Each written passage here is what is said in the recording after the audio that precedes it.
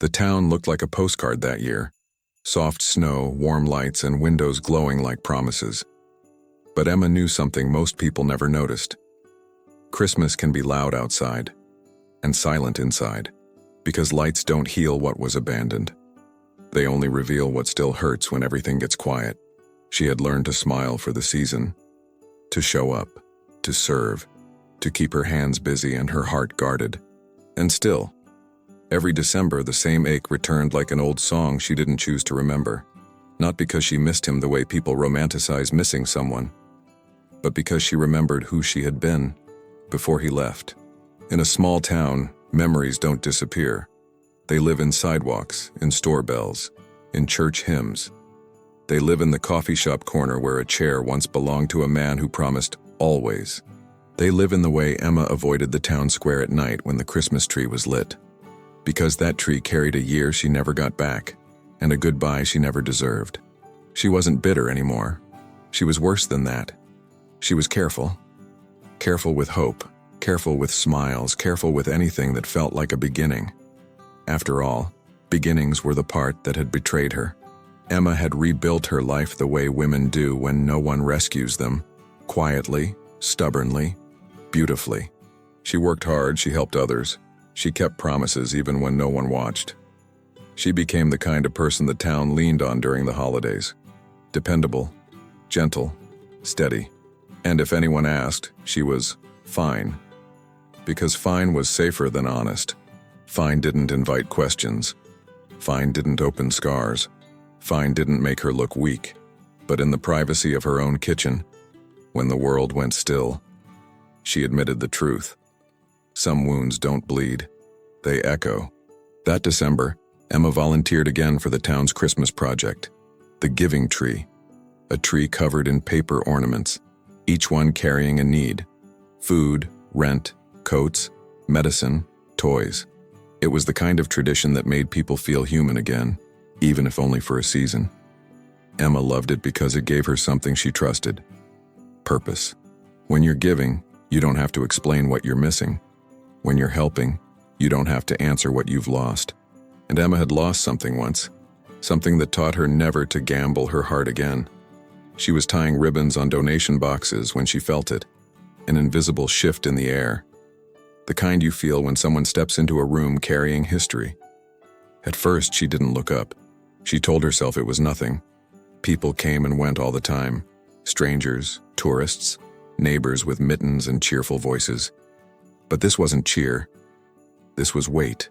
This was silence heavy enough to pull her attention. And when she finally lifted her eyes, her breath caught like the world had stolen it, because there he was. Alex stood near the entrance, snow melting on his coat, hands bare, shoulders tense. He wasn't smiling the way men smile when they want to be forgiven quickly. He wasn't confident the way he used to be, back when life was simpler and love felt easy. He looked older, not in years, but in what life had taken from him. His eyes held something Emma didn't recognize at first, something raw and stripped of pride. Regret, yes, but not the performative kind, the kind that sits in a person like a sentence. And Emma's heart, traitorous, trembling, remembered him before her mind could stop it. The last time she had seen Alex, he was walking away from her porch under a different kind of cold. Not winter cold. The cold of distance, of excuses, of a future he refused to fight for. He had left her with questions she had to bury alone and holidays that became survival tests. So now seeing him in the same town, in the same season, felt like a cruel joke. Like God had turned the page back to the chapter she almost didn't live through. Emma's first instinct wasn't to run into his arms. It was to protect herself. Because love had once been the knife, and she still remembered how it felt. Alex didn't move closer. He didn't assume he had the right. He just stood there as if the floor between them was sacred territory he wasn't allowed to cross. And when he finally spoke, his voice came out low, careful, almost broken. "Emma, I'm not here to ruin your peace." He swallowed hard like each word cost him. I need 1 minute." Emma's hands tightened around the ribbon until her fingers hurt. 1 minute, she repeated, the bitterness hiding behind control. because 1 minute was nothing. Until you remembered what one moment can destroy. One moment can make a woman doubt her worth. One moment can rearrange her future. One moment can turn a home into an empty room. Emma had spent years stitching herself back together.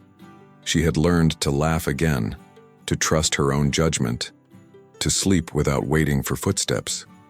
She had built a life that didn't depend on anyone staying. And now Alex was standing in front of her asking for 1 minute like time was innocent. But there was something else too. Something Emma couldn't ignore. This Alex wasn't the man who left with his head high and his back straight. This Alex looked like someone who had been humbled in places no one could see. He looked like someone who had lost and learned and bled inside his own silence. And still, Emma's pain didn't soften just because his eyes were tired. Pain doesn't disappear because the person who caused it looks sorry. It just waits to see if the apology is real, to see if the change is true. Outside, the town's Christmas lights kept twinkling like nothing in the world had shifted. A child laughed near the cocoa stand. Someone sang along to a carol in the distance. The giving tree ornaments fluttered softly, whispering needs that didn't stop for heartbreak. Emma realized with a strange ache that this was what life always did. Life kept moving while your heart was trying to survive. And maybe that was why Alex had chosen this season to come back. Because Christmas has a way of forcing truth into the open. Alex took a slow breath and said the words Emma didn't expect. Words that didn't ask for love, didn't demand forgiveness, didn't try to rewrite the past. I came back different, he admitted. And Christmas is the reason. Emma felt her throat tighten, not from hope, but from fear of hoping.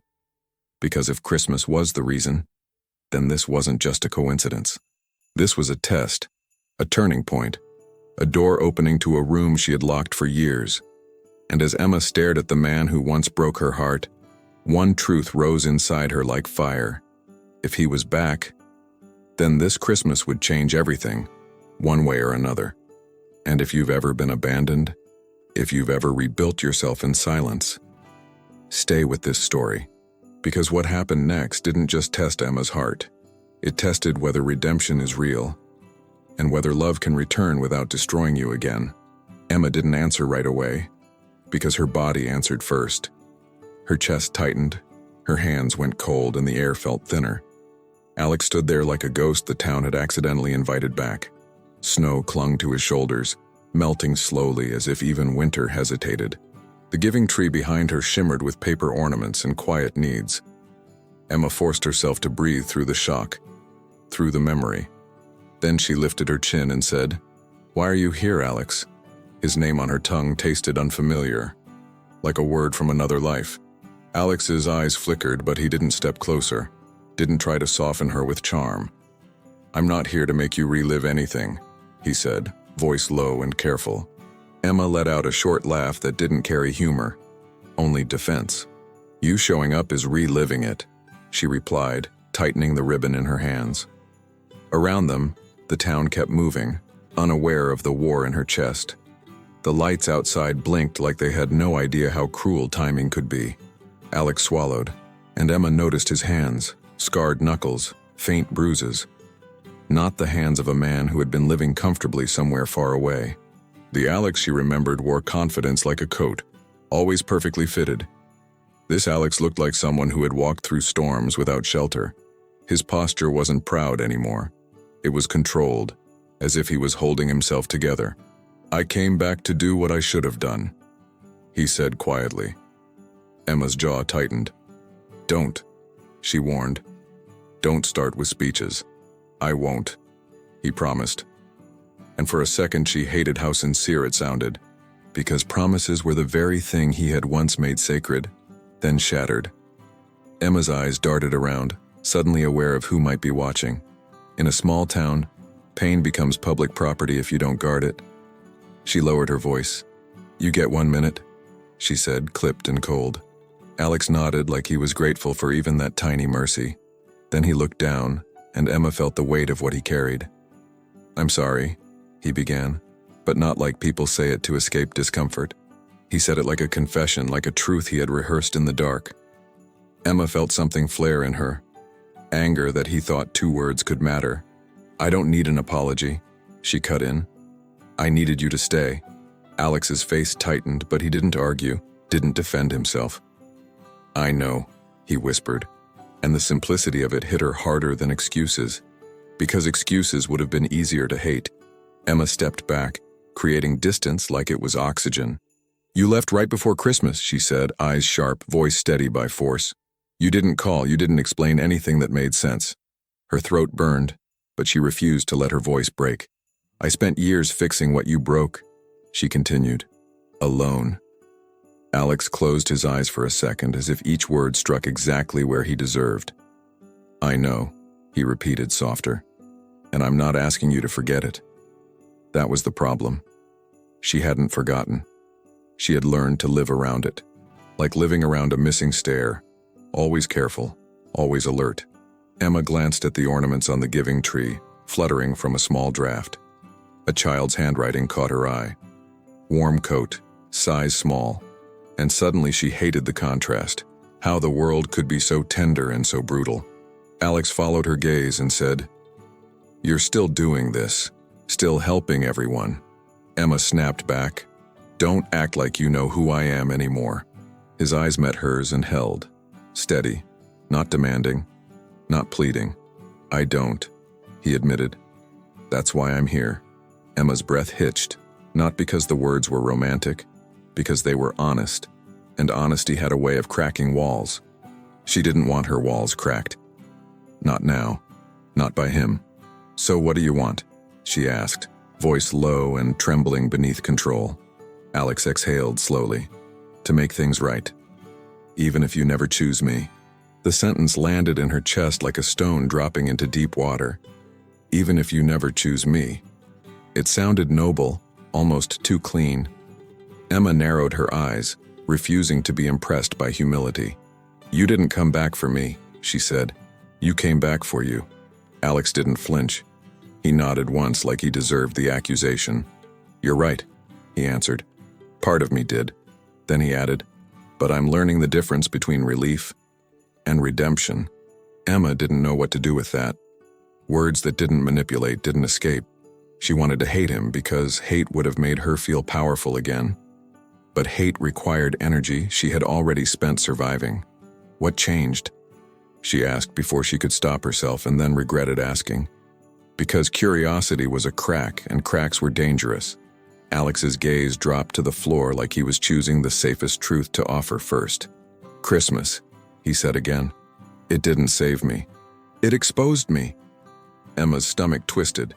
"Stop," she whispered. "Don't bring Christmas into this." But it already was in it. Lights, snow, carols, the season of second chances. Alex's voice grew rough, not dramatic, just tired. "I spent Christmases pretending I was fine," he said. "Pretending I didn't ruin the best thing I had." Emma felt the familiar sting behind her eyes and turned her face away. "If you came to make yourself feel better," she said, "you chose the wrong place." Alex's voice broke slightly. "I came because I finally stopped running from what I did." A gust of cold air swept in as the door opened behind him. Someone walked past, laughing, carrying a box of donated toys. Emma's world felt split in two. Normal life on one side, her past on the other. She realized she was trembling, and anger rose to cover it quickly. "You don't get to come back and rewrite the story," she said. Alex's eyes lifted, steady. "I'm not here to rewrite it," he replied. "I'm here to pay for the pages I tore." Those words hit her with a strange, painful beauty. Emma hated that beauty, hated that her heart noticed it at all. She took a sharp breath and pointed toward the door. "1 minute is over," she said, voice cold as the snow outside. Alex nodded as if he expected that, as if he'd prepared for worse. But before he turned away, he reached into his coat pocket carefully. "I need you to take something," he said, holding out a small envelope. Emma stared at it like it might burn her skin. "No," she said instantly. "I'm not taking anything from you." "It's not money," Alex said, almost a whisper. "It's not a gift." Emma's eyes narrowed. "Then what is it?" Alex swallowed hard. "It's something that belongs to you," he said. Her pulse quickened because the past was full of things that belonged to her dreams. Time, safety, all taken without permission. She didn't touch it, but she didn't walk away either. Alex's hand remained extended, not forcing, just offering. "I found it after everything fell apart," he said quietly. "And I realized you should have had it a long time ago." Emma's voice came out sharp. "What are you talking about?" Alex met her eyes and his gaze looked almost haunted. "It's the truth," he said. "Not all of it, but enough to start." Emma's heart pounded, her instincts screaming to refuse. But her pain, old, unfinished, wanted answers like it wanted air. She reached out slowly and took the envelope with 2 fingers. It was simple, unmarked, slightly worn like it had been carried too long. Her hands trembled, and she hated that he could still do that to her. Alex's voice stayed low. "Read it when you're alone," he said. "And if you want me gone after that, I'll go." Emma clutched the envelope tighter than she meant to. She should have thrown it back at him, should have proven she was unshakable. But something inside her, something tired of unanswered questions, held on. Alex stepped back, giving her space like he finally understood what respect looked like. He turned toward the door, and the cold from outside wrapped around him. Before he left, he paused and looked over his shoulder. "I'm sorry," he said again. "Not to fix it, just because you deserved better." Then he walked out into the snow, disappearing into the glow of Christmas lights. Emma stood frozen in place, the room suddenly too warm, too bright, too loud. Around her, people kept decorating, laughing, believing in the season like it was safe. But Emma's world had shifted, and she could feel it deep in her bones. She looked down at the envelope in her hand, her name written in familiar ink. Her breath caught as she recognized the handwriting, Alex's, from years ago. And for the first time in a long time, Emma felt fear, not of losing him, but of what the truth might awaken in her heart. Emma didn't open the envelope that night. She carried it home like it was a fragile thing, like it could cut her if she moved wrong. The snow outside kept falling softly, innocent as if the world hadn't shifted under her feet. Her house was warm, modest, decorated in careful touches. A small tree, a simple wreath, candles. She had built this life with steady hands and a guarded heart. And yet, the moment she set the envelope on the kitchen table, her peace felt borrowed. Like something old had returned to claim space again. She made tea she didn't drink, and turned on music she didn't hear. Her mind replayed Alex's face, not the one she remembered, but the one she had just seen. It wasn't nostalgia that shook her. It was disbelief, because the Alex who left had looked certain, almost untouched by consequences. The man who returned looked like someone who had finally met his own choices. Emma pressed her palm to her chest, as if she could physically hold herself together. "You're safe," she whispered to herself. "You're safe now." But safety wasn't the same as healing. Healing required truth, and truth required opening doors she had nailed shut. She stared at the envelope, the familiar slant of his handwriting pulling her backward in time. She remembered Christmas mornings that once felt like promises. She remembered laughter in the kitchen, his arms around her waist, their plans spoken like certainty. Then she remembered the night he left, how quickly warmth can turn into absence. And her stomach twisted with the same old question, why? Emma went to bed early, but sleep avoided her like a stranger. Her dreams were crowded with scenes she hadn't thought about in years. Alex's truck pulling away, her porch light glowing against the dark, her own voice asking him to stay, soft enough to sound like begging. She woke before sunrise, heart racing, breathing like she'd been running. And when she walked into her kitchen, the envelope was still there, waiting like a test she didn't want to take. The next morning the town was louder. News traveled like wind through winter streets.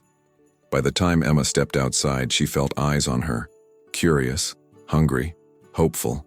At the bakery, someone smiled too widely and said, "We heard Alex is back." Emma kept her expression steady and replied, "People come back sometimes." But inside, her ribs tightened because she knew what they were really asking. "Are you going to take him back?" She hated that question because it didn't honor what she had survived. It treated her pain like a chapter that existed for romance, not reality. She bought her coffee and left quickly, the bell above the door ringing like an alarm. As she walked, she noticed Christmas decorations everywhere. Garlands, lights, red bows. The town looked like celebration, but Emma felt like a battlefield, because she wasn't angry that Alex returned. She was angry that his return made people forget he had left. Emma threw herself into work because work never abandoned her. At the community center, the Giving Tree project needed organizing, sorting, planning. She made lists, she stacked boxes, she labeled donations with neat handwriting. She kept her hands moving so her heart wouldn't. But every time the door opened, her body tensed. Every time footsteps sounded behind her, she braced for impact. Alex had awakened a kind of vigilance she thought she'd outgrown. That afternoon, while Emma was loading coats into a storage room, she heard a voice outside. Not Alex's. Someone else. Familiar. Excited. "You won't believe it," a volunteer said. A new guy showed up to help. Emma didn't look up. "That's nice," she answered, flat. "He carried boxes like he had something to prove," the volunteer continued. Emma's stomach dropped because she already knew who new guy meant, and she hated how quickly her body reacted to him. When Emma stepped back into the main hall, she saw him across the room. Alex was lifting heavy cartons, stacking them quietly near the toy table. He wore a plain sweater and jeans, no attempt to look impressive. His sleeves were pushed up, revealing those bruised knuckles again. People talked to him and he answered politely, then went back to work. He didn't search for Emma's eyes. It was as if he had decided his presence would be humble, not demanding. Emma's first instinct was fury, because how dare he walk into her space and wrap himself in goodness like a shield? How dare he let the town see him as a man trying? The town hadn't seen Emma crying alone on her kitchen floor years ago. The town hadn't heard the silence he left behind. Emma marched toward him before she could reconsider, her heartbeat loud in her ears. Alex looked up and his expression didn't brighten. It softened, like he was bracing for what he deserved. "What are you doing here?" Emma asked, voice low and sharp. Alex nodded toward the boxes. "Helping," he answered. Emma's eyes narrowed. "Don't," she warned. "Don't help like this." He didn't pretend not to understand. "I'm not here to perform," he said quietly. Emma's throat tightened. "Then why?" Alex hesitated for half a breath and Emma saw the struggle in his eyes. "Because I owe this town," he said. "And I owe you." A different kind of man. Emma felt something in her chest twist. Pain disguised as anger. "You don't get to decide what kind of man you are in my story," she snapped. Alex didn't argue. He just set the box down gently, as if loud movements were disrespect. "You're right," he said. "I don't."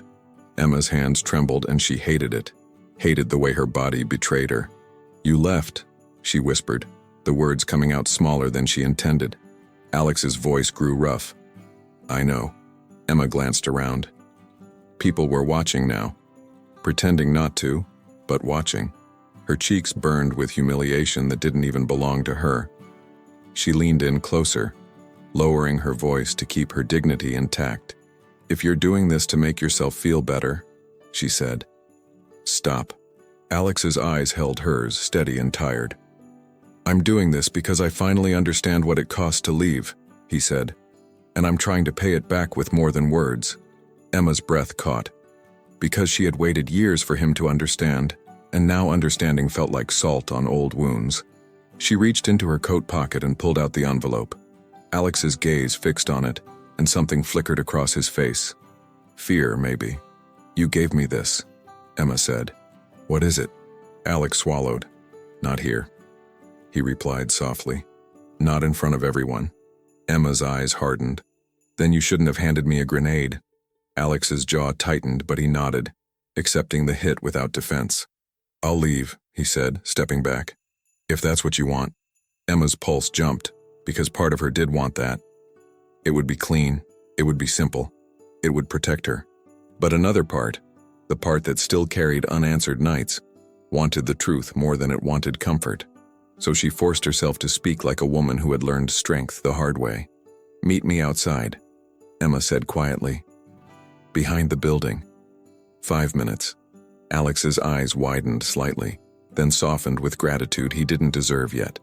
"I'll be there," he said, and went back to work like her command mattered. Emma walked away before she could see his face for too long. Her heart pounded not with romance but with dread of what might be revealed. Because truth doesn't only expose the guilty, it exposes the parts of you that never stopped caring. Behind the building, the air was sharp, the snow piled against the wall like quiet witnesses. Emma stood with her arms crossed, envelope in hand, breath fogging in front of her. Alex arrived exactly when she said. No late charm, no casual confidence. He stopped a few feet away, respecting the boundary like it was sacred. Emma held up the envelope. "Tell me what's in it," she demanded. Alex's shoulders lifted with a slow inhale, like he was preparing to bleed truth. "It's a letter," he said. "The one I wrote the night I left, and never gave you." Emma's stomach dropped so hard she felt dizzy. A letter. A confession that had sat in silence while she suffered without answers. Her hands tightened around the envelope until the paper bent. "So you had words," she whispered, voice shaking with fury. "You had explanations. And you still let me drown in silence." Alex's eyes filled, but he didn't step forward, didn't reach for her pain. "I did," he admitted, voice breaking. "And I'll spend the rest of my life regretting that."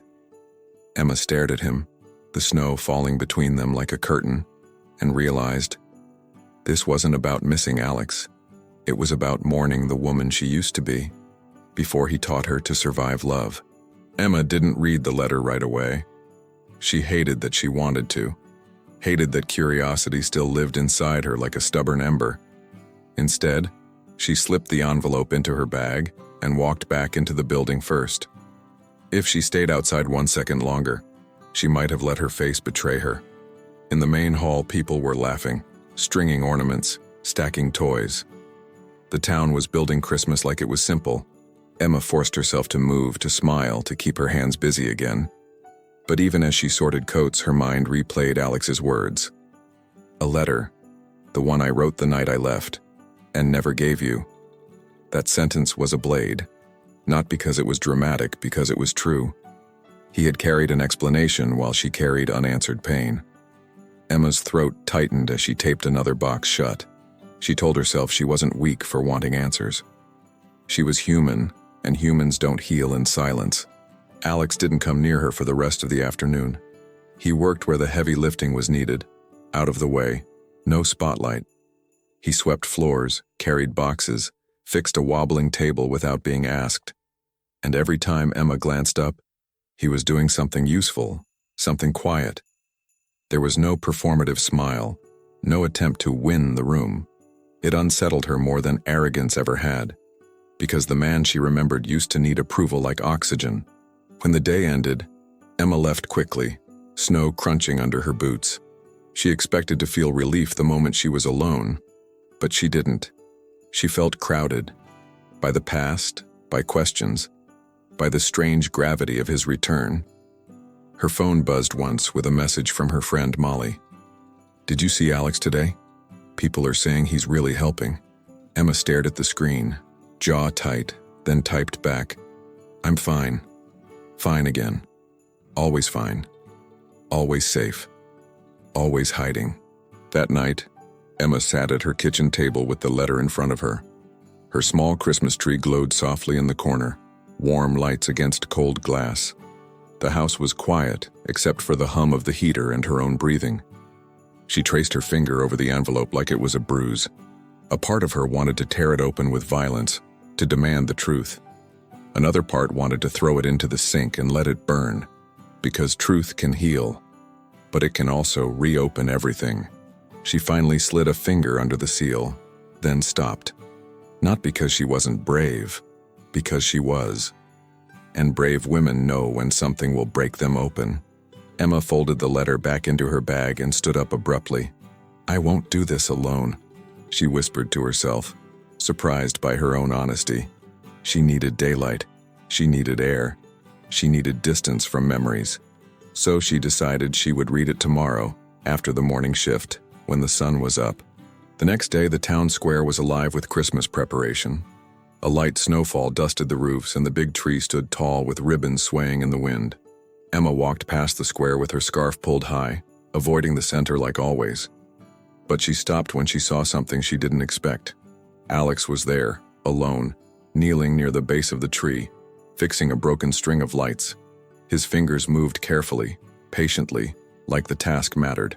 And for the first time, Emma realized he wasn't just back, he was present. She should have walked away, but her feet stayed planted.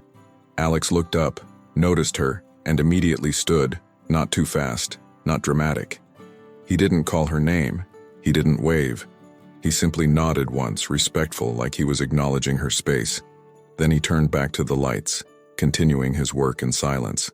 That quiet respect hit Emma harder than any speech, because it felt like the opposite of the man who once left without looking back.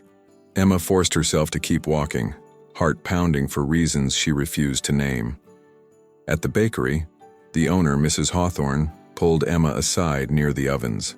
"Your friend came in earlier," the older woman said carefully. Emma stiffened. "He's not my friend," she replied too quickly. Mrs. Hawthorne sighed, eyes gentle. "He bought every loaf we had left." Emma blinked. "Why?" "He said a shelter 2 towns over ran out of food," she explained. "He asked me to deliver it quietly." Emma's stomach twisted. It would have been easier if he had done something selfish, something obviously manipulative. But feeding people in secret didn't win applause.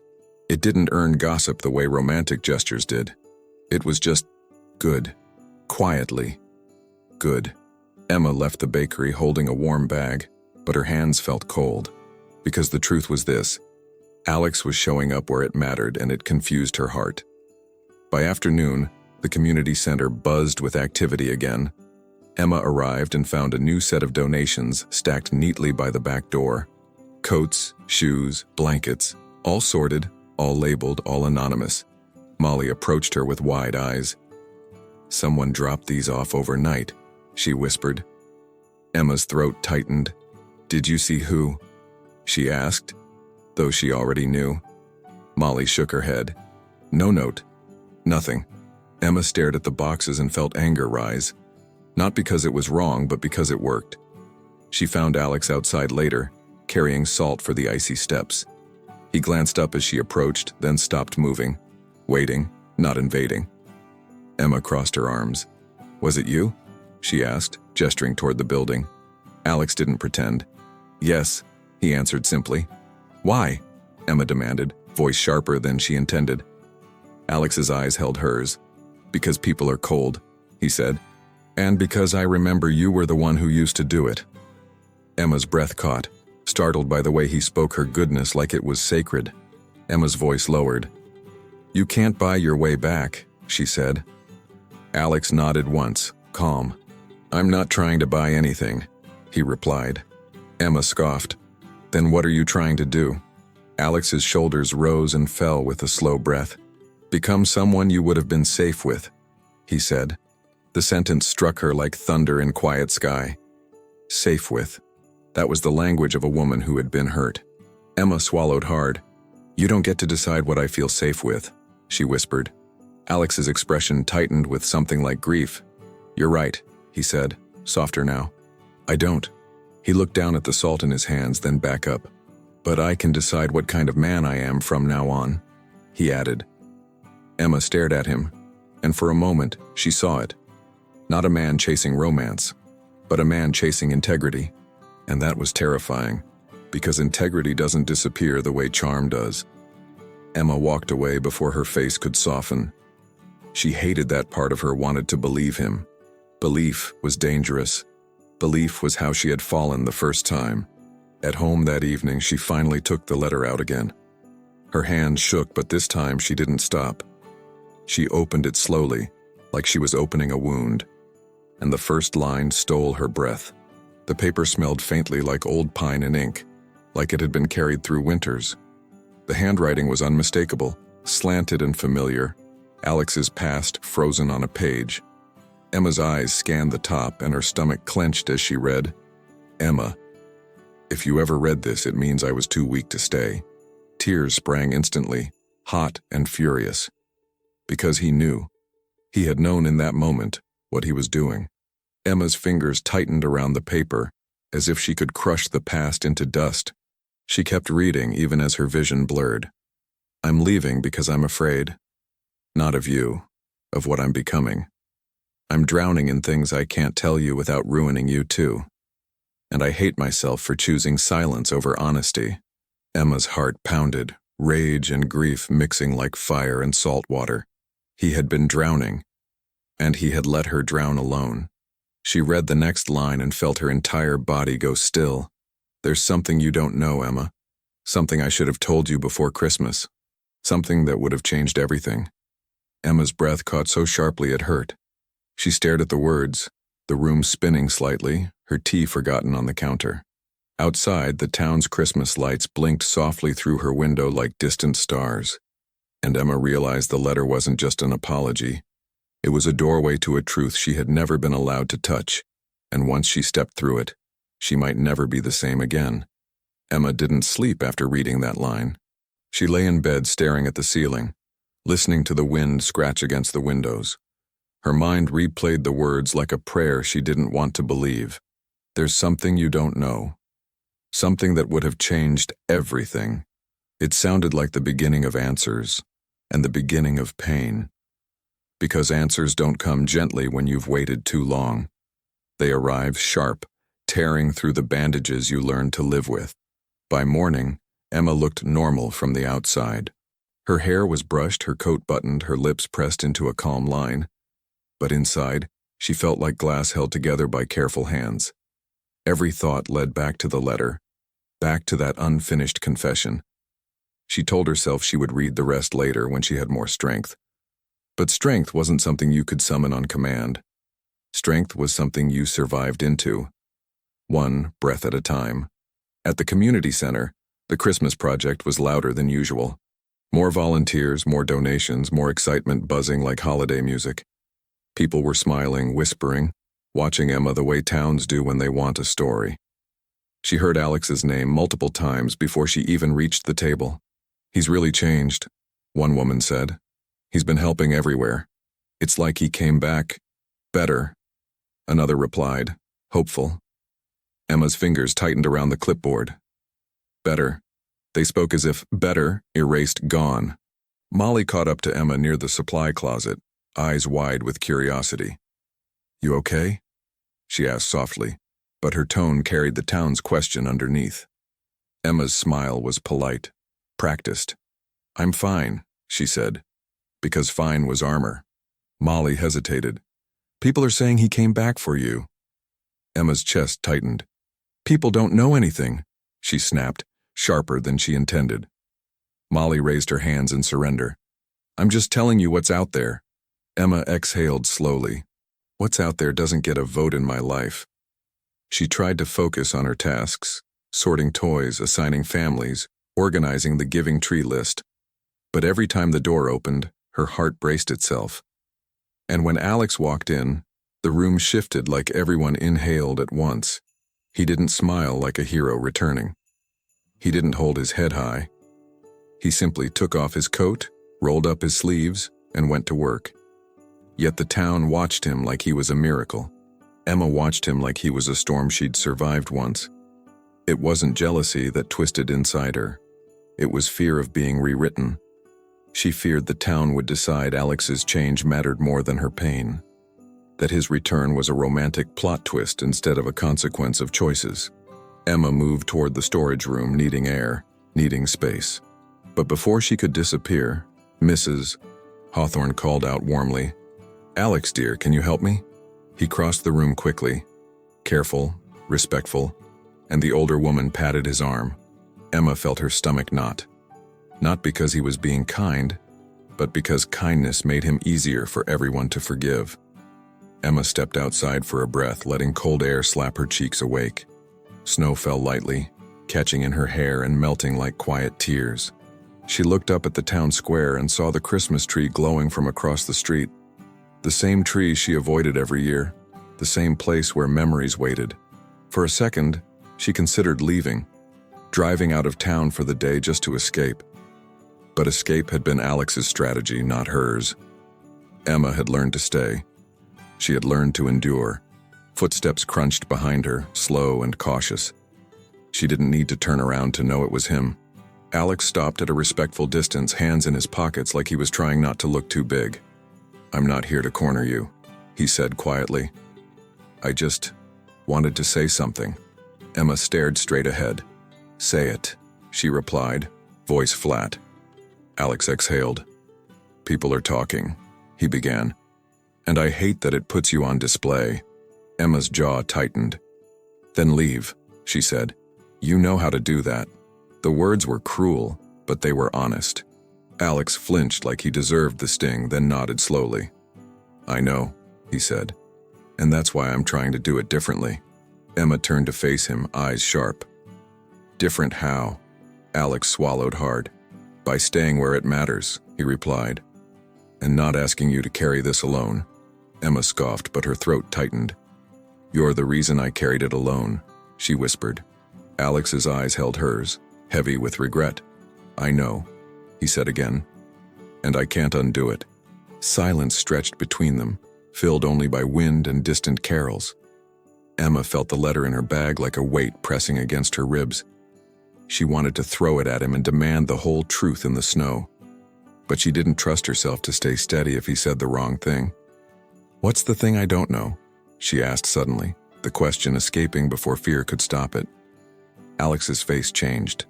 Subtle, but immediate. Like the ground inside him shifted. His eyes lowered. "Not here," he said, voice rough. Emma's anger rose. "You said that yesterday," she snapped. "When do I get the truth?" Alex took a slow breath, shoulders tense. "You deserve it," he said. "But I need to tell it in the right way." Emma's laugh was sharp, bitter. "There is no right way to tell someone you ruined their life." Alex's jaw clenched, but he didn't deny it. He didn't soften it. Instead, he said quietly, "I didn't just ruin mine, Emma. I ruined yours too." Those words landed hard, because they were rare. Accountability without escape. Emma's eyes stung, and she hated that tears were always waiting behind her anger. Before either of them could say more, the sky shifted. A sudden gust of wind swept through the street, stronger, colder. Snow thickened, falling faster, swirling like a warning. A voice from inside called out, "Emma, we need you, weather alert." Emma's heart jolted, and she turned back toward the building. Alex followed her gaze. "What happened?" he asked. Emma's voice went tight. "Storm's getting worse. If we lose power, the whole project is in trouble." They ran inside, and the atmosphere had changed. Volunteers were murmuring, checking phones, moving boxes away from windows. Someone said the roads might close early, that deliveries might not make it. Emma stepped into leadership without thinking, her calm voice cutting through panic. "Okay," she said firmly. "We prioritize families with urgent needs first." People listened. They always listened to Emma because Emma didn't fall apart. Except inside, where everything was trembling. Alex didn't stand back. He stepped in quietly, scanning the chaos. "Tell me what to do," he said to Emma, steady and controlled. Emma hesitated because trusting him felt like stepping onto thin ice. But the project mattered more than her pride, and she hated that fact. "Take the gift bags to the west hallway," she ordered, voice clipped. "Keep them dry." Alex nodded and moved immediately, lifting boxes like they weighed nothing. No argument, no performance, just obedience to what mattered. Within minutes, the building felt like a mission instead of a celebration. Wind slammed against the windows, and the lights flickered once, twice. Emma's stomach dropped. "Not now," she whispered. Children were expected later with their parents for the Giving Tree event. Families were counting on those donations to survive the week. Emma looked around, calculating, adjusting, planning like her mind was a weapon. And then the power cut. Complete darkness swallowing the room. A few people gasped. Someone yelped. A child began to cry. Emma's heart hammered, but she forced her voice to stay calm. "Flashlights," she ordered. "Phones. Stay together. It's okay." In the darkness, she heard Alex's voice. Clear, steady, grounding. "Hey," he said, speaking gently to the child. "It's all right. I've got you. We're safe." Emma froze because that tone, protective, present, was the tone she once begged for on a different night. Emergency lights flickered on, bathing the room in dim red glow. The storm howled outside, and the building felt suddenly fragile. Emma's hands trembled as she grabbed a flashlight and began guiding people. Alex moved beside her without touching her, helping without stealing control. For the first time, they weren't arguing about the past. They were fighting the present together. And Emma hated the strange warmth that rose in her chest, because teamwork with him felt dangerously like familiarity. When the chaos settled into order, Emma found herself standing near the back hallway with Alex. The emergency lights made shadows stretch long on the walls, turning the building into a quiet maze. The town outside was lost in snow, roads closing, Christmas lights fading into storm.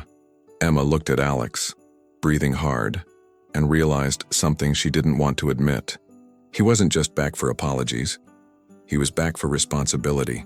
And in the red emergency glow, Alex's voice came out low and raw. "If the storm traps us here tonight," he said, "I'll tell you everything." Emma stared at him, heart pounding, because the truth was finally cornered. The storm didn't just knock out the power. It trapped the town inside the night, sealing streets under ice and heavy snow. Phones buzzed with alerts, then with silence as signal weakened. Outside, the Christmas lights blurred behind the windows like distant stars drowning in white. Inside the community center, emergency lamps cast everything in soft red shadows. Emma stood in the middle of it all, clipboard forgotten, flashlight in hand. This wasn't a holiday anymore. This was survival, and she had people counting on her.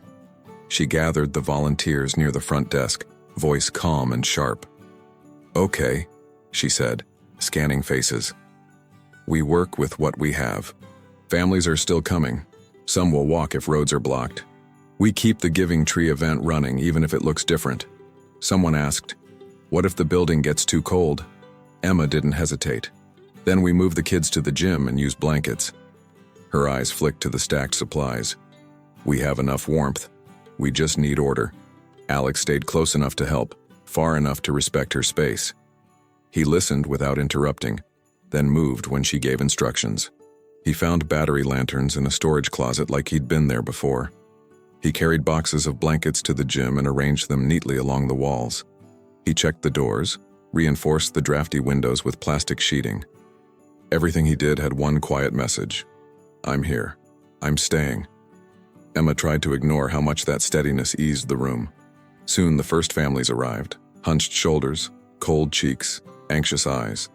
A mother held a toddler wrapped in a thin scarf that wasn't enough. An older man limped in with snow on his boots and pride in his jaw. Emma smiled gently, guiding them inside like she had done 100 times. But tonight, the stakes felt heavier, sharper, more personal. Because the storm stripped away the holiday performance, it revealed the truth.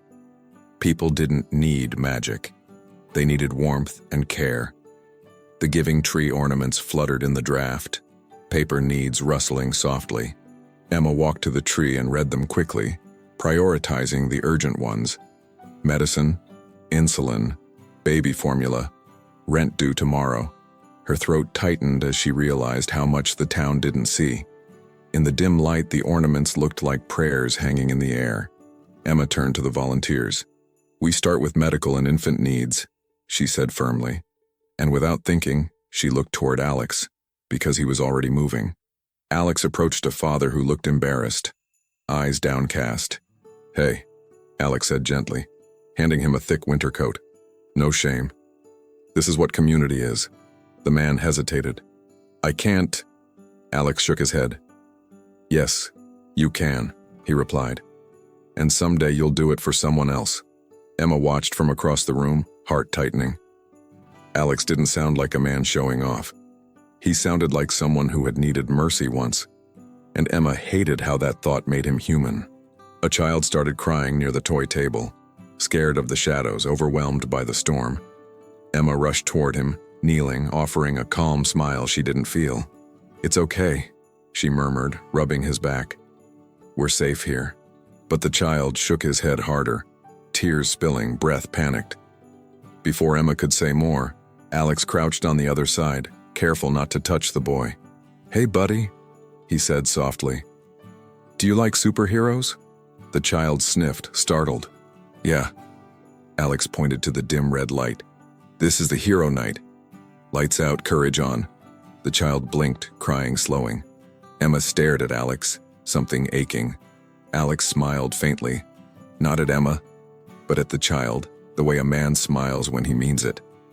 He reached into a box and pulled out a small toy, an old-fashioned train, simple but sturdy.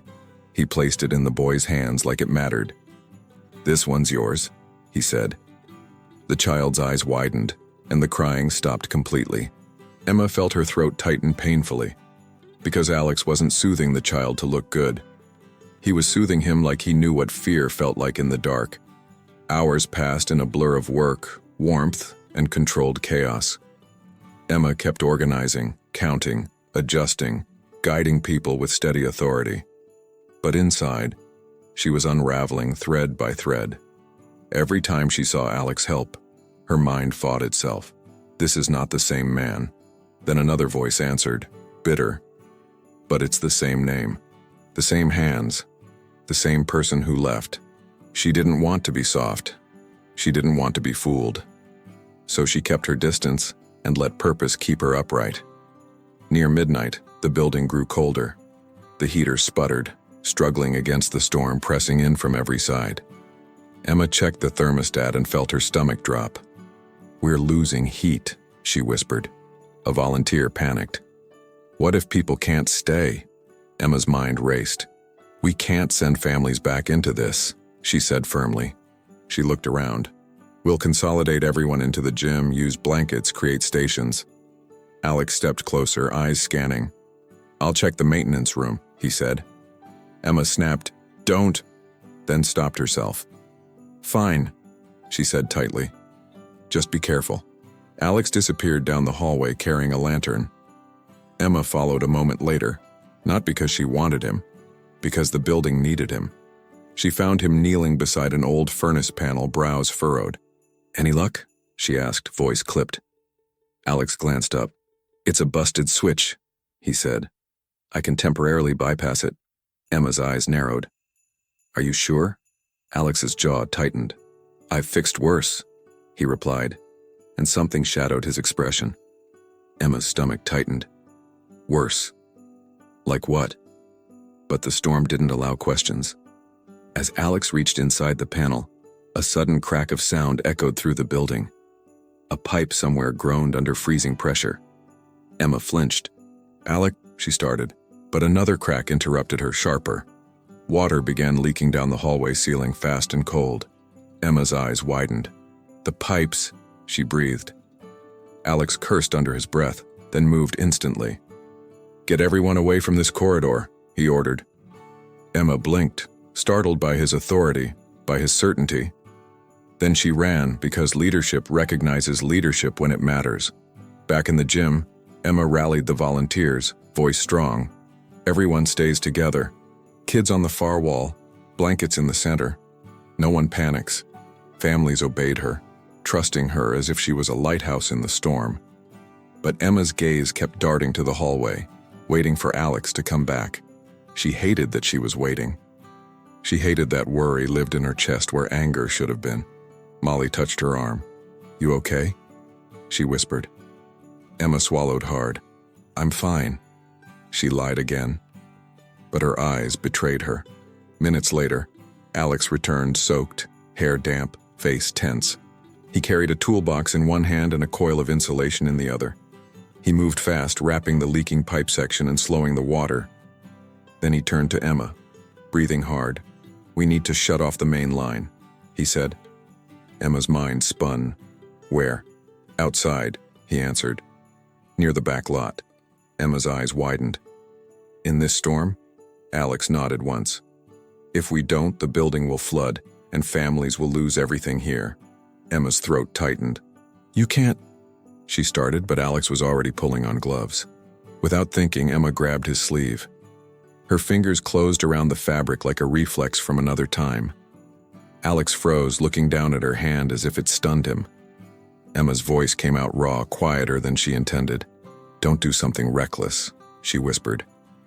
For a second, the air between them felt too intimate, too old. Alex's eyes met hers, steady and soft. "This isn't reckless," he said gently. "This is responsibility. I'm not leaving people in the cold." Emma's breath caught because it sounded like an apology in action. Alex stepped out into the storm, the door slamming behind him with a hollow thud. Emma stared at the door, heart racing, palms sweating despite the cold. Outside, the wind howled like it was alive, snow swallowing the parking lot. Minutes felt like hours. The gym buzzed with quiet prayers and nervous whispers. Emma forced herself to keep moving, keep helping, keep smiling for the children. But every time she looked toward that door, fear tightened inside her. Not fear of losing Alex. Fear of losing her control over what she felt. Finally, the door burst open and Alex stumbled in, shoulders covered in snow. His face was pale from cold, lips pressed tight, but his eyes were focused. He shut the door and leaned against it for half a second, catching his breath. Then he straightened, voice rough. "Water's off, pipes are stabilized." A few volunteers exhaled in relief. Someone murmured, "Thank God." Emma stepped closer before she meant to, eyes scanning his face for signs of injury. Alex shook his head slightly as if to say, "I'm okay." But Emma saw his hands, red, trembling, scraped from ice. And something in Emma cracked, not into softness, but into truth. This was not a romantic gesture. This was a man choosing to stand in the storm, a man choosing discomfort so others wouldn't suffer. Emma stared at him, her heart pounding, the letter heavy in her bag. She realized the giving tree wasn't the only thing hanging in the air tonight. Her decision was hanging too. Between fear and faith, between memory and possibility. Alex's voice came out low, almost lost under the noise of the gym. "If we're trapped here tonight," he said again, eyes steady on hers, "I'll tell you everything." And Emma, for the first time, didn't say no. The storm held the town like a fist, but inside the gym, the air slowly softened. Children fell asleep under blankets, toy trains clutched in small hands. Parents whispered prayers and gratitude, exhausted but safe for the night. The emergency lights painted everything in dim amber and red like a quiet sanctuary. Emma moved through the room, checking on families, adjusting coats, offering water. She looked composed, but her mind kept circling one thing, the promise Alex had repeated twice. "I'll tell you everything." When the last child's breathing became steady and the volunteers settled into watch shifts, Emma stepped into the hallway to breathe. The building was quieter now, empty of its earlier chaos, filled with long shadows. Her boots echoed softly on the floor, a sound too loud for how heavy her thoughts felt. She reached into her bag and touched the letter again, as if it could ground her. Answers were close, closer than they had been in years. And still, Emma's stomach twisted with fear of what truth would cost. Alex stood near the maintenance room, wiping his hands with a rag. His coat was hung over a chair, damp and heavy. A lantern sat on the floor beside him, throwing light up onto his face. And in that light, Emma could see exhaustion carved into him like a confession. He looked up when he sensed her, and his expression shifted gently. Not hope, not expectation, just awareness that this moment mattered. Emma stopped a few feet away, arms crossed like a shield. "Now," she said, "tell me." Alex nodded slowly, as if he had been preparing for this in every silent mile back to town. He didn't move closer. He didn't touch her. He respected the distance she needed to stay steady. "I wrote that letter because I wanted to be honest," he began, voice rough. "But I didn't know how to be honest without collapsing everything." Emma's eyes narrowed. "You collapsed everything anyway," she said, cold. Alex flinched, then swallowed. "I know," he answered. "That's why I'm not asking you to understand. I'm asking you to finally know." Emma's heartbeat hammered, but she refused to blink. "What is it?" she demanded. "The thing I didn't know." Alex stared at the floor for a moment, jaw tight, fighting for control. Then he lifted his eyes to hers, and Emma felt something drop inside her, because his gaze looked like someone who had already lived through the worst. "I was drowning," he said quietly. And I thought leaving you was saving you. Emma's laugh was sharp. Saving me? She snapped. You destroyed me. Alex's voice broke. I know. And that's the truth I have to carry. He took a slow breath and continued, each word deliberate. My dad got sick that fall, he said. Not a cold. Not a manageable thing. Emma's chest tightened, but she didn't soften. Not yet. He had heart failure, Alex admitted. And the bills. They weren't just bills. Emma stared, anger still rising. Why didn't you tell me? She asked, voice shaking. Alex swallowed hard. Because I was ashamed, he said. And because I was stupid. Emma's throat burned. Shame doesn't excuse silence, she whispered. Alex nodded, accepting it. You're right, he said. It doesn't. He dragged a hand down his face, exhausted. I tried to handle it alone. I took extra work, he continued. Loans, promises I thought I could control.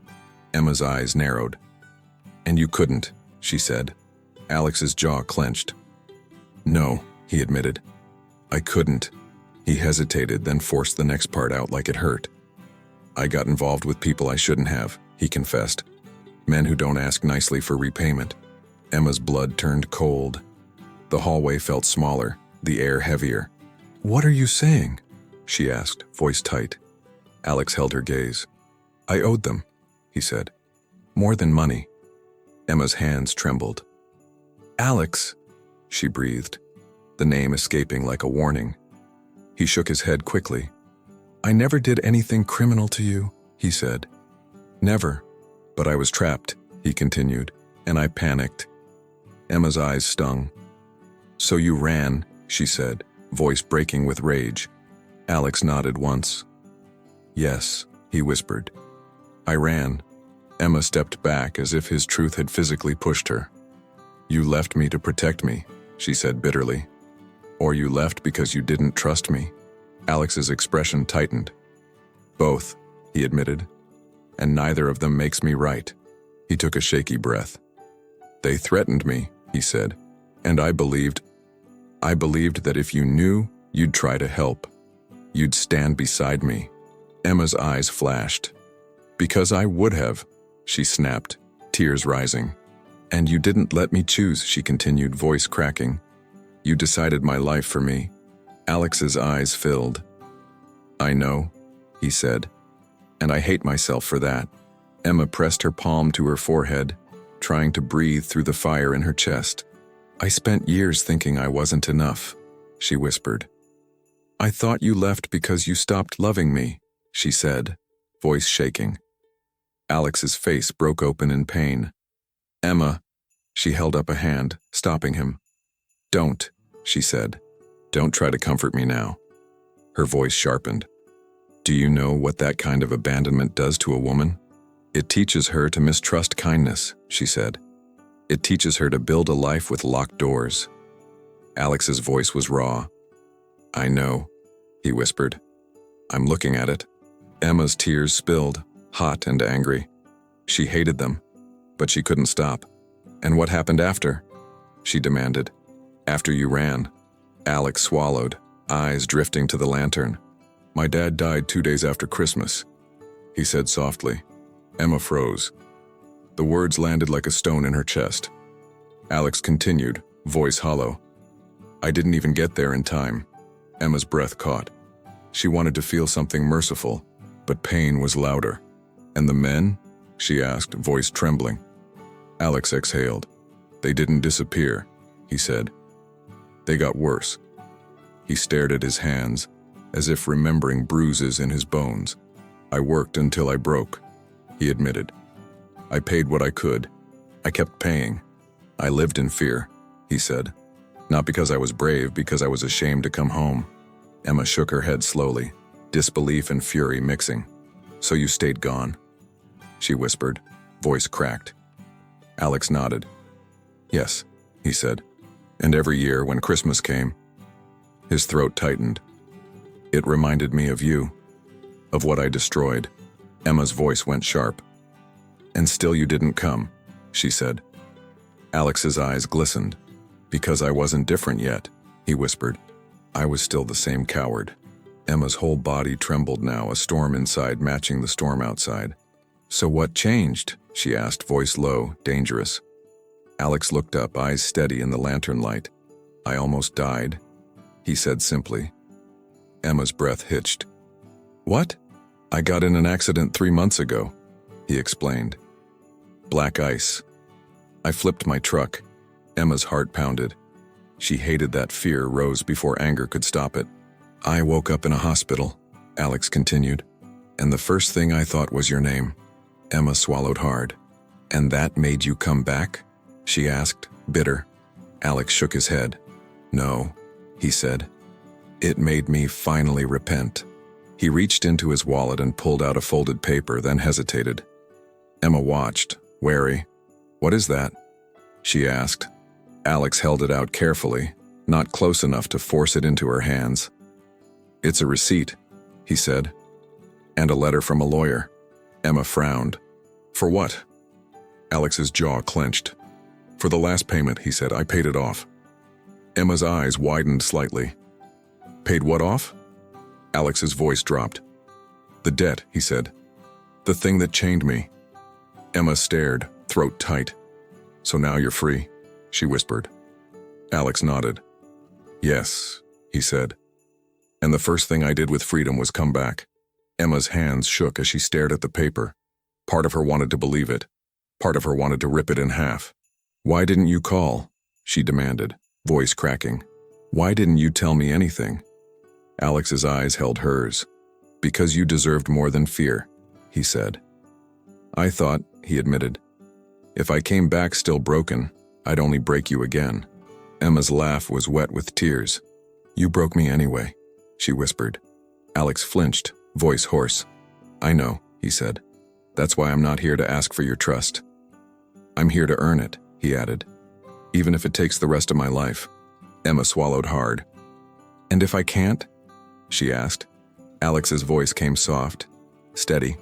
"Then I'll still do what's right," he said. "Because it should have been right the first time." Emma turned away, pressing her hands to her mouth to keep from sobbing. The hallway felt too small for the years she had carried alone. She felt grief for his father, anger for herself, rage for the years stolen. And underneath it all, something else, something she didn't want to admit. A flicker of relief that he hadn't left because she wasn't lovable. But relief didn't erase betrayal. It didn't rewrite the nights she cried into pillows. Emma spun back, eyes blazing. "You don't get credit for suffering," she said fiercely. Alex nodded. "I know," he whispered. "I don't want credit. I want accountability." Emma's voice shook. "Do you know what you took from me?" Alex's eyes stayed on hers, unflinching.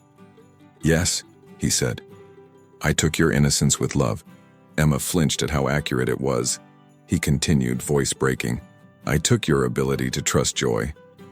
Emma's tears fell again, and she hated him and needed truth at the same time. "So what now?" she demanded, breath ragged. "You told me. You confessed. You paid it off. What now?" Alex's shoulders rose with a slow inhale. "Now," he said, "I do the only thing I can. I stay," he finished quietly. "Not to win you, to serve what I broke." Silence stretched, thick and trembling. The storm rattled the windows like judgment. Emma stared at Alex, her heart shattered into pieces she didn't know how to hold. Then from the gym, a child cried out in sleep, and Emma's instincts pulled her toward purpose again. She wiped her face quickly, swallowing the ache. "We still have families here," she said, voice tight. Alex nodded. "I know," he replied. Emma took one step toward the gym door, then stopped, without turning back. Her voice came out small, raw, honest. "You don't get to touch my heart again," she said. Alex's answer was immediate, steady. "I won't," he promised. "Unless you invite me." Emma didn't reply, because she didn't trust her voice. But as she walked away, she realized the truth had done something dangerous. It hadn't healed her yet, but it had finally made her feel seen. Morning came slowly, gray light filtering through snow-clouded windows. The storm had softened overnight, but the town was still wrapped in white silence. Inside the gym, families stirred under blankets, children blinking sleep from their eyes. Emma moved through them like a steady shadow, handing out water, checking faces, offering calm. She had not slept much. Her eyes burned, her heart heavier than her coat, because Alex's truth was still sitting inside her like a stone. Not a stone she could throw away. One she had to learn how to carry. Alex kept his promise. He didn't come near her unless necessary. He helped pack food bags, cleared melted snow from the entrance, fixed a broken chair. He spoke to volunteers, not to Emma, unless she gave an instruction first. It was a new kind of restraint. Quiet, respectful, almost painful to watch. Emma didn't know what hurt more, his absence before or his presence now with boundaries. Because boundaries made him feel safe, and safety made her feel vulnerable. And Emma had spent years believing vulnerability was the enemy. When the roads finally reopened enough for people to leave, Emma coordinated rides. She watched families step outside into the bright snow, holding bags of food and toys. She heard thank yous whispered like blessings, saw relief soften tired faces. It should have made her feel proud, and it did, until her gaze caught Alex's. He stood near the door, helping an elderly woman into a truck, careful and gentle. He looked up, and their eyes met for a heartbeat. He didn't smile. He just nodded once, like he was saying, "I'm still here. I'm still responsible." When the last family left, the gym finally fell quiet. Blankets were piled, chairs stacked, lanterns turned off one by one. Emma stood alone near the giving tree, now half empty of ornaments. She felt hollow, like the storm had swept something out of her.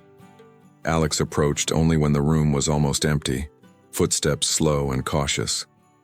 "I'll clean the rest," he said quietly. "You should go home and rest." Emma's hands tightened around the clipboard. "I don't need you to take over," she replied. Alex nodded immediately.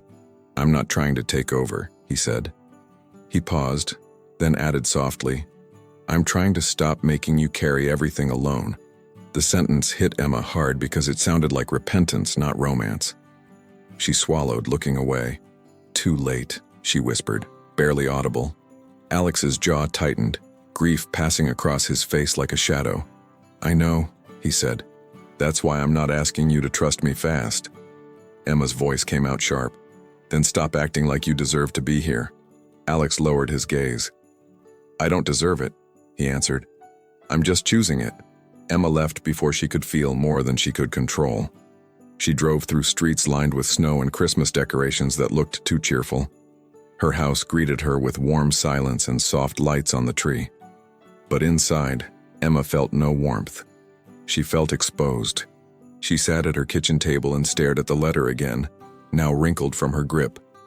Alex had confessed the past, but confession didn't equal healing. Healing was slower. Healing was choosing what to do with the truth. That afternoon, Emma went to the church without telling anyone. Not because she was perfectly faithful, but because she needed somewhere to put her pain. The sanctuary was quiet, candles flickering near the altar like small, stubborn flames. She sat in the back pew, hands clasped tight, eyes burning. "I don't know what to do," she whispered into the empty space. "I don't know if forgiving him makes me wise or foolish." Her throat tightened. "And I don't know if I can carry this without turning cold forever." The pastor's wife, Mrs. Lane, appeared quietly from a side room. She didn't speak right away. She simply sat beside Emma, leaving space between them. Emma hated how quickly tears came. She hated how quickly she felt like a girl again. Mrs. Lane's voice was soft. "Sometimes forgiveness looks like boundaries," she said gently. Emma swallowed, wiping her face with the back of her hand. "People keep telling me to forgive," she whispered, "but they didn't live my nights. They didn't feel my December." Mrs. Lane nodded slowly. "Forgiveness isn't pretending it didn't hurt," she replied. "It's refusing to let pain be your prison." Emma stared at the candles, breath shaking. "So what if he really changed?" she asked, voice barely there. "What if he's different now?" Mrs. Lane didn't rush her. "Then you get to decide what different means for you," she said. Emma's jaw tightened. "And if I choose to let him close again?" "I might break," she whispered. Mrs. Lane's eyes were kind. "And if you choose to stay closed forever," she answered, "you might break too." Emma flinched because the truth landed where her armor was thinnest. Love had hurt her, but fear was also hurting her quietly. When Emma left the church, the sky was pale and calm, as if the storm had never happened. She walked past the town square and stopped without intending to. The Christmas tree stood tall, lights shimmering, snow piled around the base. A memory flashed. Emma and Alex years ago, laughing under those same lights. She felt her stomach twist. Then she heard laughter nearby, children building a snowman. Emma's breath caught because the town didn't belong to her pain. But her pain belonged to her, and she was tired of carrying it alone. Still, the thought of seeing Alex made her chest tighten. She didn't see him that day. Instead, she saw evidence of him, quiet traces left behind like repentance in motion. At the community center, a new generator sat near the maintenance room, freshly installed. Molly waved Emma over, eyes wide. "Someone paid for it," she whispered. Emma's stomach dropped. "Who?" she asked, though she already knew. Molly shrugged. "Anonymous donor. But I saw Alex earlier talking to the electrician." Emma stared at the generator, throat tight, anger rising and falling at once, because this wasn't romance. This was restitution. Later, Emma found a stack of envelopes on her desk at the center. Each one had a family name, and inside were grocery gift cards and handwritten notes. No signature, no dramatic message, just simple words. "You are not alone this Christmas." Emma's hands trembled as she flipped through them. She thought of Alex saying, "I'll do what's right even if you don't choose me." She wanted to hate him for being good now, because it complicated her bitterness. Bitterness had been easier. Bitterness had been safe. But goodness demanded a decision. That evening, Emma saw Alex outside the center, loading leftover supplies into a truck. He didn't notice her at first. He was focused, moving carefully, like each box mattered. Emma stood a few feet away watching, her breath fogging in the cold. She realized something painfully honest. She wasn't afraid of Alex returning. She was afraid of Emma returning, the softer version of herself that believed in love. Alex turned and finally saw her. He froze, then stepped back slightly. He waited, respectful, as if he had learned that her silence deserved patience. Emma held up her hand. "Did you buy the generator?" she asked, voice steady. Alex's eyes softened with the weight of being caught. "Yes," he admitted, "but it wasn't for you. It was for the families." Emma's throat tightened. "Why didn't you tell anyone?" she asked. Alex shrugged faintly. "Because it's not a headline," he said. "It's just what should have been there." Emma swallowed hard. "And the gift cards?" she pressed. Alex nodded. "Yes," he said quietly. Emma's voice trembled. "So you're trying to make yourself the hero now?" Alex shook his head instantly. "No," he replied. "I'm trying to be the man I should have been." Emma stared at him, chest tight. "And what about me?" she asked, the truth slipping out. "What am I supposed to be now?" Alex's face softened with pain he didn't hide. "You don't have to be anything for me," he said gently. "You don't have to forgive fast. You don't have to welcome me. You don't have to pretend." Emma's eyes stung and she hated it. "Then why are you still here?" she demanded, voice cracking with exhaustion. Alex's voice dropped low, steady. "Because I'm done running," he said. He swallowed hard. "And because I believe God brought me back. Not to be comfortable, but to be accountable." Emma flinched at the mention of God. Not because she disagreed, but because it made it serious. Not romantic serious. Soul serious. Emma looked away, blinking back tears. She wanted to tell him that accountability didn't erase years, that she couldn't just open her arms because he opened his mouth, but she also couldn't deny what she was seeing. Humility that didn't demand a reward. "Don't follow me," she said quietly, turning toward her car. Alex nodded. "I won't," he promised. Emma paused, hand on the door, heart pounding. "And stop paying for things like you're trying to purchase forgiveness," she added. Alex's voice was soft. "I'm not purchasing," he replied. "I'm restoring. There's a difference." Emma swallowed hard, because she knew he was right, and she hated that too. That night, Emma found something on her porch. A small box wrapped simply, no ribbon, no tag. Her stomach tightened as she carried it inside, hands trembling. She opened it carefully and found a worn photo frame inside. A picture of her and Alex years ago, smiling under the town Christmas tree. But beneath the frame there was another item. A folded paper. New handwriting. Emma's breath caught as she unfolded it and read the first line. "I'm not asking you to come back to me. I'm asking you to come back to yourself." Emma's knees went weak and she sat down hard on the couch. Tears spilled, not because she was convinced, but because she felt seen in a way that hurt. She looked at the photo and realized she wasn't mourning Alex anymore. She was mourning the version of herself that had once believed love was safe. The note in her hand wasn't romantic manipulation. It was an invitation to heal. Emma pressed the paper to her chest, breathing through sobs she didn't want to have. Outside, the town glowed with Christmas lights, and snow fell softly like grace. And for the first time in years, Emma whispered a prayer she hadn't dared to say. "God, if redemption is real, show me how to forgive without losing myself." Christmas Eve arrived with a quiet sky and streets dressed in white. The storm had passed, leaving behind a clean stillness that made everything feel new. The town square glowed again. Warm lights wrapped around lampposts, garlands on old brick buildings. It looked like a place where miracles could happen if you believed hard enough. Emma stood at her window for a long time, watching the snowfall drift like soft forgiveness. She held Alex's note in her hand, reading it until the words felt carved into her. And for the first time, she admitted something out loud. She was tired of living guarded. Not tired in a weak way, tired in a holy way, like her soul wanted rest. She didn't want to be bitter. She didn't want to be suspicious of kindness forever. But she also didn't want to be naive. So Emma made a decision that wasn't romantic. It was mature. She would not erase the past. She would not pretend the wounds didn't exist. But she would look Alex in the eyes and demand truth in the light, not in the shadows. If redemption was real, it would survive daylight. By late afternoon, the community center buzzed again, rebuilt after the storm. A generator hummed softly in the back, steady like a promise. The giving tree stood near the entrance, fewer ornaments left, needs answered by quiet hands. Families arrived in coats and scarves, faces tired but hopeful. There was cocoa, simple music, a table of toys, a corner where children colored angels.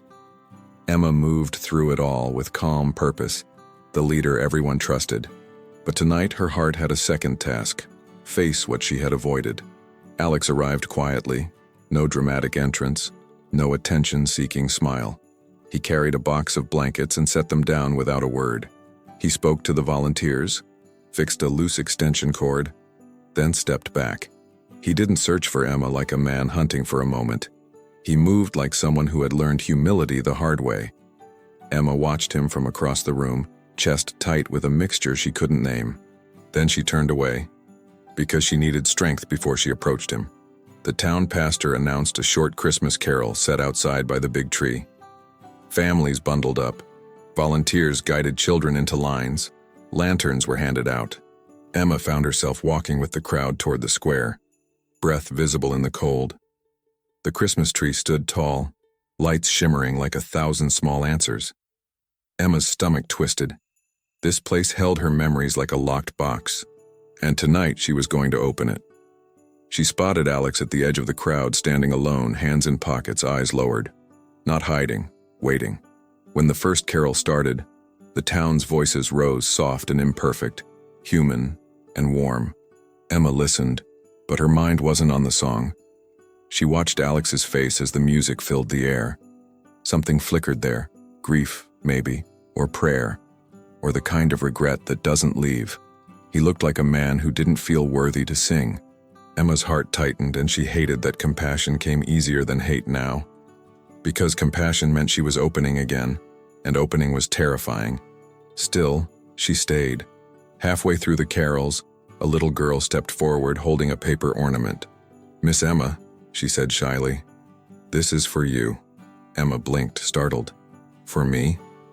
she asked softly. The girl nodded and pointed to the tree. "Mr. Alex said you always help everyone. He said maybe someone should help you too." Emma's throat tightened. She looked toward Alex, and he was watching from a distance, face pale with the fear of being misunderstood. The girl smiled. "He told me to tell you. You deserve Christmas too." Emma took the ornament with shaking hands and felt her eyes burn. She turned the ornament over and saw the words written in careful handwriting. Peace. Just one word, simple and heavy. Emma pressed it to her chest for a second, breathing in cold air like it could steady her. The song ended.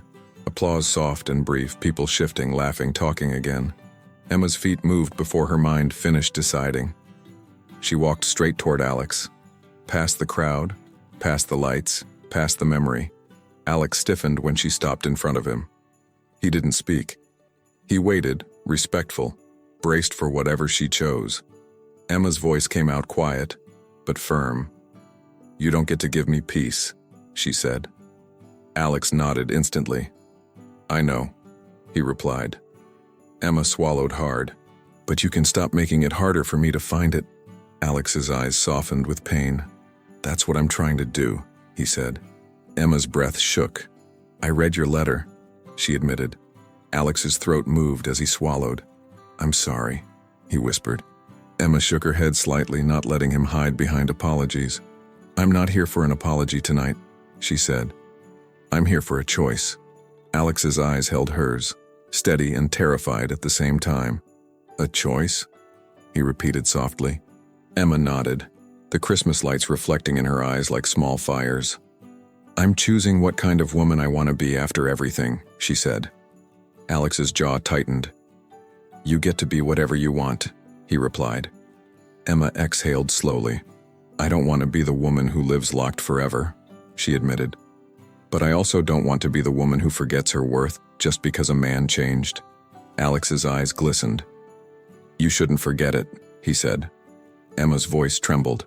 "Then hear me," she said. "If you come close again, it's on my terms." Alex nodded, immediate, sincere. "Yes," he said. "Anything." Emma's gaze sharpened. "No disappearing," she said. Alex's eyes lowered. "Never again," he whispered. "No secrets that put me in the dark," she continued. Alex's voice broke. "I swear," he said. "And no love that expects me to carry everything alone." Emma finished, breath shaking. Alex stepped back as if the words struck him. "You won't," he said softly. "Not with me." Emma stared at him, feeling her heart pound against every wall she had built. Then she said the hardest part, the part that sounded like faith. "I can't promise you my heart fast, but I can promise you my honesty." Alex's eyes filled fully now and he blinked hard, trying to hold himself together. "That's more than I deserve," he whispered. Emma's lips pressed together. "It's not about what you deserve," she said. "It's about what I choose for my life." Alex nodded slowly, like he understood the sacred weight of it. The crowd's laughter drifted around them, but in that moment, it felt like they were alone. Snow fell gently, quiet, and patient. Alex's voice came out low. "Emma," he said, "if you tell me to leave tonight, I will." Emma's breath caught, because the old Alex would have begged, demanded, persuaded. This one offered freedom. Emma looked up at the Christmas tree, lights glowing like answered prayers. She thought of the years she spent wondering if she was too much, too little, too easy to abandon. She thought of the nights she learned to be her own rescue, and she realized something that made her chest ache. She had become strong, but strength without softness was just another kind of loneliness. Emma looked back at Alex, eyes wet but steady. "I don't want you to leave," she said quietly. Alex froze like he wasn't sure he heard correctly. Emma lifted a hand slowly, stopping just short of touching his face. "But I want you to understand," she continued, voice shaking, "that staying is not romance. It's work." Alex nodded, tears sliding down despite his attempt to be composed.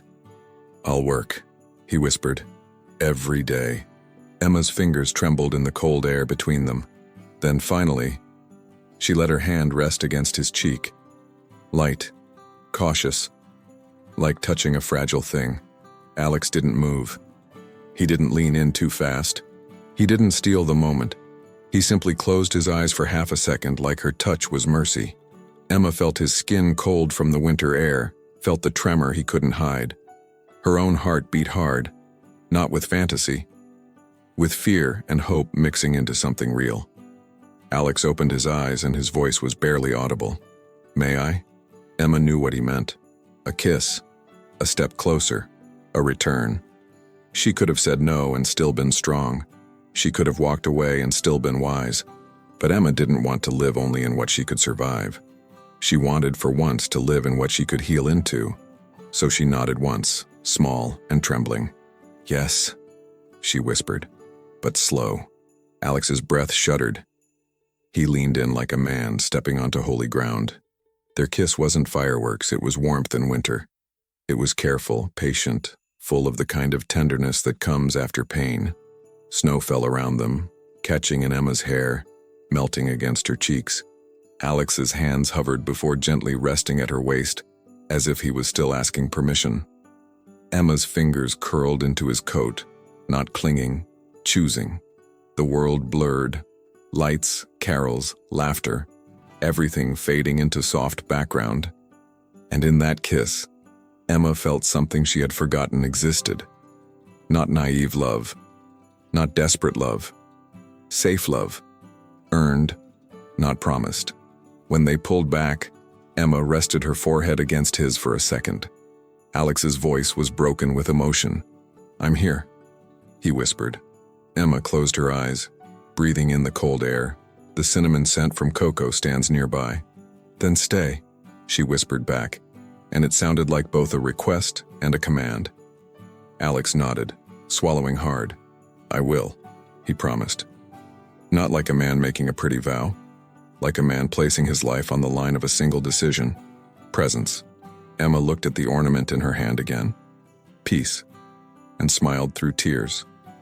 Maybe peace wasn't the absence of pain. Maybe it was love that didn't run. As the town began to disperse, Emma and Alex walked slowly toward the community center together. Not hand in hand at first, just side by side, learning the shape of us again. The Christmas tree behind them glowed against the snow like a witness. Emma glanced at Alex and he glanced back with quiet reverence, as if he knew this was fragile. She thought of the line he wrote, "I'm asking you to come back to yourself." And she realized she had. Not by forgetting, by choosing healing, because Christmas had been the reason he returned. But love, mature, honest, redeemed love, was the reason she let him stay. Christmas night didn't erase the past. It didn't rewind years. Didn't undo the porch goodbye. Didn't silence every memory. But it did something quieter, something stronger than nostalgia. It brought truth into the light, where excuses couldn't hide and pride couldn't survive. Emma stood at her window later, watching snow fall in slow, gentle layers. For the first time in years, the season didn't feel like a wound. It felt like a doorway. In the days that followed, Alex didn't try to win her with grand gestures. He showed up early, stayed late, carried boxes, fixed what broke, listened when it mattered. He didn't rush her healing. He didn't demand her softness. He learned that love isn't the intensity of a moment. It's the discipline of presence, the courage to be accountable, the humility to stay. Emma watched him with the eyes of a woman who had survived abandonment, and little by little she noticed the difference between charm and change. Emma also changed, but not into someone weaker. She changed into someone freer. She stopped punishing herself for caring and stopped confusing coldness with strength. She didn't forget what happened. She named it. She honored the pain. And then she made a choice that only healed people understand. Forgiveness wasn't erasing the story. It was refusing to let the worst chapter write the ending. One evening, at the community center, Emma hung the last ornament on the giving tree. It wasn't a need this time. It was a word, written carefully in bold letters. Restored. Alex stood behind her, not touching, just present. exactly the way he promised he would be. Emma turned, and in the soft glow of the lights, she saw tears in his eyes again. Not tears of guilt this time, tears of gratitude. He whispered, "Thank you for letting God rebuild what I broke." And Emma answered with a steady voice, "Thank you for finally staying." Outside, the town glowed. Warm lights, snow, carols drifting like distant prayers. Alex reached for her hand slowly, asking permission with his eyes the way he always did now. Emma gave him her hand, not because the past didn't matter, but because the future finally did. And as they walked through the square under the Christmas tree, Emma realized something that felt like a miracle and a lesson at the same time. The right love doesn't arrive perfect. It arrives humble, and it stays. Because Christmas wasn't magic. Christmas was truth. It was the season that exposed what pride tried to bury, and the moment that forced two hearts to choose what mattered most. Running, or redemption. Emma didn't fall for words. She believed actions. Alex didn't ask for quick forgiveness. He offered steady presence. And in that quiet exchange, love became real again. If this story touched something inside you, if you've ever been abandoned, rebuilt yourself in silence and still hoped for a miracle, don't watch this alone. Comment, where are you watching from? And what word describes your season right now? Healing, waiting, or restored? Like this video if you believe redemption is real. Subscribe to Redeemed Hearts for more Christmas redemption stories. Because here, we don't romanticize pain. We transform it. And if you need a reminder tonight, God can restore what people broke. See you in the next story.